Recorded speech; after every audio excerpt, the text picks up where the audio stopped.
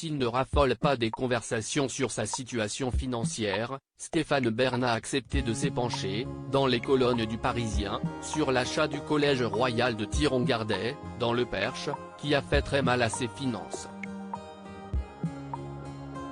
Ceux qui suivent sa carrière le savent, Stéphane Bern a toujours été sur tous les fronts.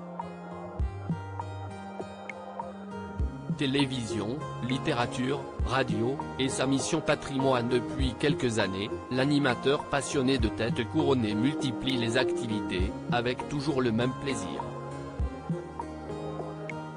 Récemment, CIST sa carrière de comédien qui a fait couler beaucoup d'encre, alors que Stéphane Bern s'est essayé à la comédie dans le téléfilm Bellefond, diffusé sur France 3. Si les critiques n'ont pas toujours été tendres à son égard sur cette nouvelle corde à son arc, le présentateur et écrivain a pu compter sur le soutien de son compagnon Yori Bareilles, qui a adoré son jeu d'acteur. Il est très dur, mais il a beaucoup aimé. Il a trouvé aussi qu'on ne me ménageait pas, car la caméra va chercher des choses que la télévision gomme à l'image lorsqu'on est animateur, les lumières ne sont pas les mêmes, la caméra est moins intrusive. Mais, pour une fois, je dois dire qu'Yori était plutôt favorable, il l'a même regardé 2 fois, avait-il confié à Télé Loisirs. Depuis près de 2 ans, Stéphane Bern file en effet le parfait amour avec Yori Bareilles, qui le rend particulièrement heureux. Pourtant, l'animateur de 59 ans, qui a quitté Paris il y a quelques mois pour s'installer dans sa résidence du Perche, avait expliqué qu'il n'avait aucune intention de léguer les lieux à Yori.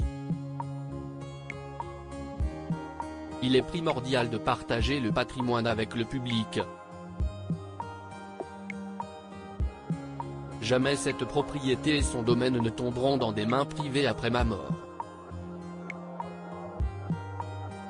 J'ai créé une fondation qui ouvrira l'ensemble du domaine après mon passage, avait-il confié aux Parisiens. Sa nouvelle demeure dans le Perche ? Tout mon argent y passe installé au collège royal de Thiron-Gardais, qu'il rénove depuis 2013, Stéphane Bern s'est épanché à nouveau sur cette acquisition, dans un article du Parisien, paru ce mercredi 12 avril.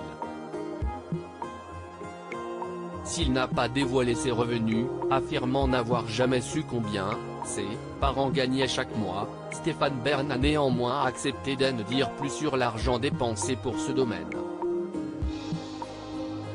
Je l'ai acheté, en très mauvais état pour le prix d'un petit appartement parisien, 300 000 €. Au début, on me disait, avec 150 000 ou 200 000 €, vous pouvez le restaurer. Mais il y a eu plein de soucis, comme la mérule, qui n'était pas prévue. Résultat, je me suis endetté au-delà de mes capacités, 4 millions d'euros à rembourser sur 25 ans. J'ai refusé toutes les aides publiques.